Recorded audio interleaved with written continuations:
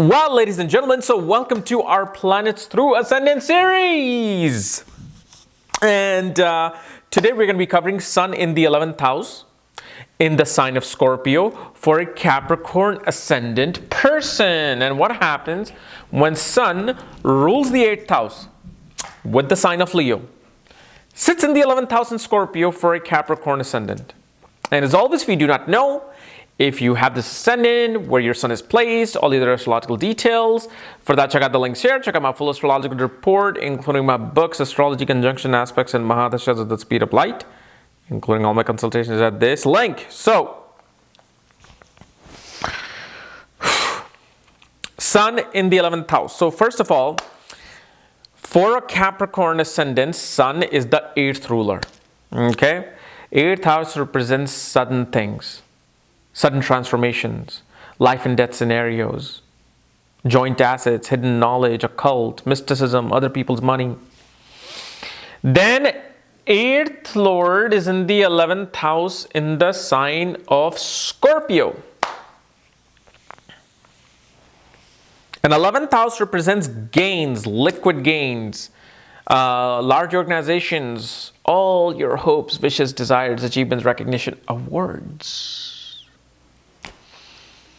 And it's also a representation of the elder sibling. So what does this show? Well, one thing we see here is that first of all, you're going to gain through unaccounted wealth, hidden wealth, cash money dealings. The other thing we see is that you will become excellent at loopholes in taxes. You will somehow find a way to pay least amount of taxes. You'll find an accountant who will be just brilliant. Like, okay, look, if you have this company, you got to do this, and then you got to purchase this, purchase that, and you'll pay only 15% in taxes instead of 35%. The other thing we'll see is there's some karma related to the elder sibling. The relationship with the elder sibling always is just up and down, up and down, up and down. Either usually I find that the person themselves is the eldest sibling, or they always somehow try to take over the position of the elder sibling. Like you, because you have this, shows you will kind of like dethrone your elder sibling in a way where, let's say, you become more wealthier than them. Psychologically, whenever a person is wealthy, the entire family members look at them as the pinnacle of success and being elder and being mature, even though they may not be. It's just a psychological thing, the garbage that has been wheeled upon us for generations and generations. But on a realistic context, they take place of that person. Like when it comes to advice, they will ask you for advice versus the elder sibling. Now, I'm not saying it's going to happen right away. This is going to happen over time, right? You're not going to start making money at the age of 5 or 10. Now, one thing you will see is that you will try to overthrow your elder sibling all the time. Whether it's through competitive education, whether it's through sports, always wanting to up the ante. The one thing we see though, if there's an aspect or conjunction of a benefic planet, especially Jupiter, then the elder sibling becomes a guru in your life. You will actually have the opposite reaction. You will gain through your elder sibling. What this also shows is that a person will gain through hidden sources, especially their professional network circles. Like, making back-end deals, being clever to gain things in a very secretive manner, very cunning manner.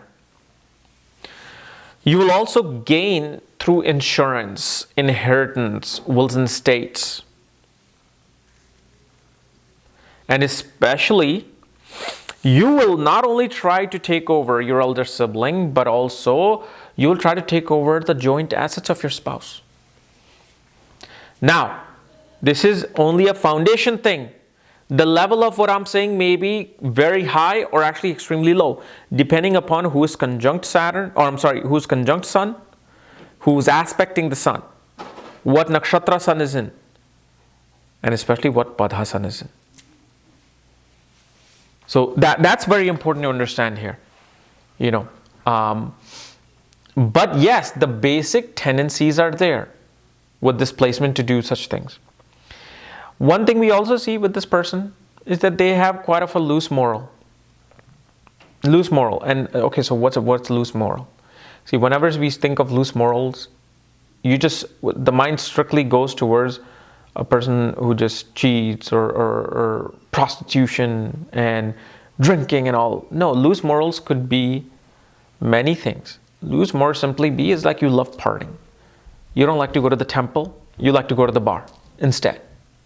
You don't want to listen to your father, you want to listen to your boss at work who has all the money. That also becomes loose moral. But in this day and age, that is a very common thing.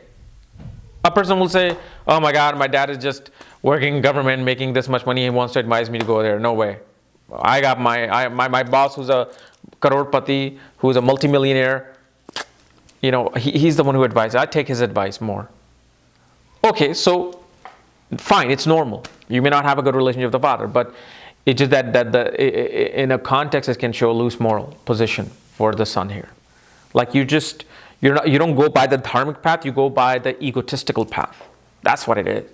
Now this can also show, yes, a person could have illicit affairs, seduce a third party spouse or something. But obviously we'll have to look at the details of the sun in this position. But one thing is for sure, that the sun can give you immense wealth with this. Even though it's the 8th lord, even though it's the enemy of the ascendant, but you know, I mean, there are Capricorn people who are extremely successful, right? So somehow, some way they're gaining. So through the 8th house though, it shows you will always gain through somehow some secretive manipulation, some secretive thing you will gain through it. Okay? So guys, this is my analysis of sun in the 11th house for Capricorn ascendant people. If you're new to my channel, subscribe below. And if you don't know where your sun is placed, all the other astrological details, my books, reports, consultations, further check out the links here. Otherwise, we'll see you later. Bye-bye.